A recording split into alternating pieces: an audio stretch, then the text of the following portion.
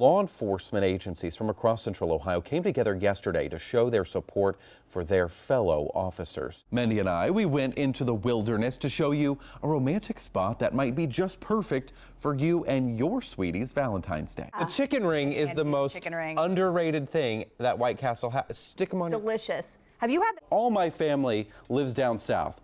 So here in Central Ohio, you are my family. What it means to be a Buckeye. O-H-I-O. Thank you, sir. Jack knows his talking points, that's for sure. That was a pretty good spin. I liked it. Probably gonna. Starting on positive news, get a taste of spring this weekend. So a little bit of a change in our forecast. Welcoming that change. Yeah, you know what? We are going to push toward 50 degrees. Police in Upper Arlington have issued a crime alert this weekend after receiving a report of a man exposing himself in public. A woman told investigators that it happened on Friday morning in the parking lot of this Walgreens store on Tremont Road.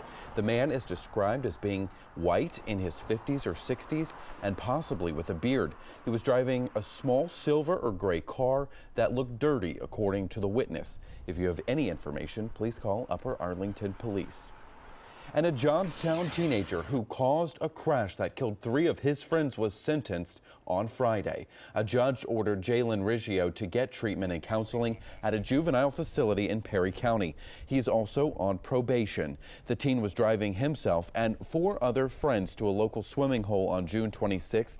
That's when he lost control of his car, hit a tree so hard the car split in half. Michael Hoskinson, Lindsay Bell, and Cheyenne Spurgeon all died in the crash. Riggio and another teen were seriously injured.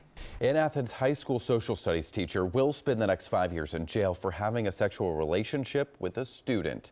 Isaac Thomas was in court on Friday where he pleaded guilty to sexual battery, and a judge immediately sentenced him. The 35-year-old also had to resign from his job and was ordered to surrender his teaching certificate permanently. New details are emerging this morning involving the interstate overpass collapse in Cincinnati that killed a construction worker last month.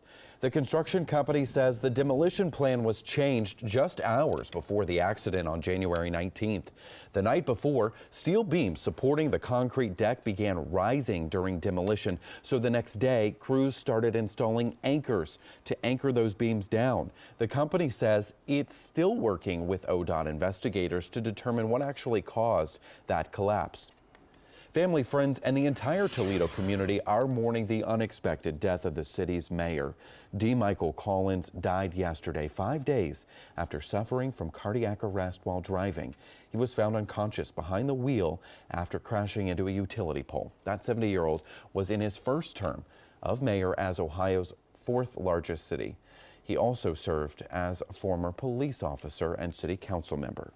We're learning new information this morning about that tragedy on the tracks north of New York City when a commuter train slammed into an SUV. An investigation has uncovered the railroad crossing where 6 people died has undergone a number of safety upgrades in recent years, but some planned work was never done. Records show money was set aside to install a 3rd set of flashing warning lights at the crossing, but for some reason they were never installed. It's unclear whether more lights would have prevented Tuesday's deadly crash. And a lot of people are keeping a close eye on the weather as we head into the weekend. Torrential rain is slamming several states on the West Coast, from California to Washington State. The National Weather Service has issued several flood warnings and watches.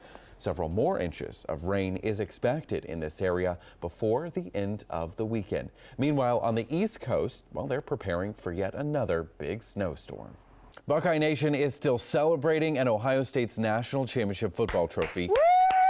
It's still making the rounds throughout Central Ohio. Now this weekend, it is going to be on display at the Ohio State House in downtown Columbus. The map room in the lower level of the state capitol will house the trophy today, and then tomorrow it's going to move to the rotunda. Ohio State President Dr. Michael Drake says sharing the trophy with Ohioans affirms the qualities that exemplify what it means to be a Buckeye. O-H-I-O. Thank you, sir. I live in Columbus, Ohio. Gator fan. I love Central Ohio. Gator fan. The community has been amazing to me, and here's what I can say. You know, all my family lives down south. So here in Central Ohio, you are my family.